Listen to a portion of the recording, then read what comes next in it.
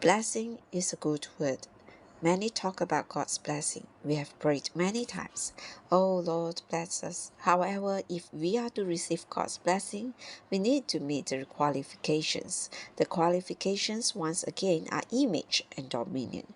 If there is the image of God with God's dominion in your home, you can be assured that the blessing of God will be there. God's blessing always follows His image and His dominion. In other words, God's blessing always follows His expression and His representation. God's blessing is always with the priesthood and the kingship. We see this with Melchizedek. He was the king of Salem and the priest of the Most High God who blessed Abraham. Blessing always comes with the priesthood and the kingship.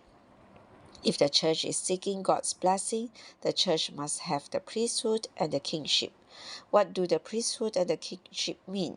They simply mean God's image and God's dominion. The priesthood is for God's image. The kingship is for God's dominion.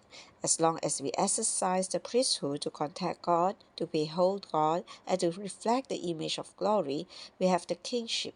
God's blessings follows immediately. God blessed man that he might be fruitful, multiply, and fill the earth. The blessing is fruit-bearing, increase, multiplication, and the filling of the earth.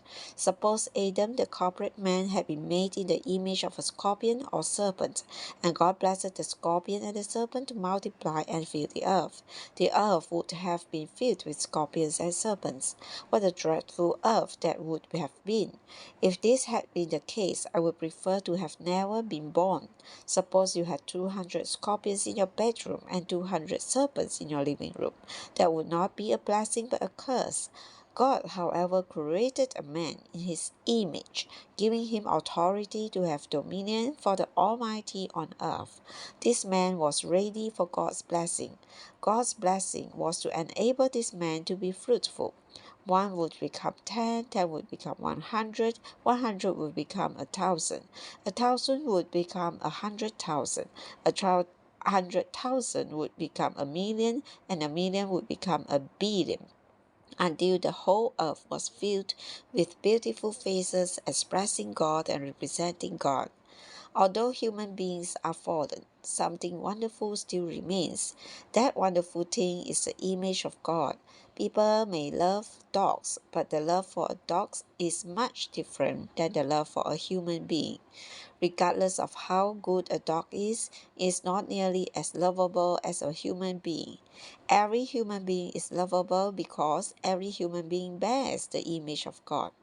Regardless of how much human beings have fallen, the earth is filled with men bearing the image of God. In the church life today, we are the real men bearing God's image and exercising God's dominion. In the church life, we are ready for God to come in and render His blessing to us. How much God is able to bless us depends on how much we express Him and represent Him. If we express Him and represent Him in an adequate way, we will surely have His full blessing in multiplication and fruit bearing.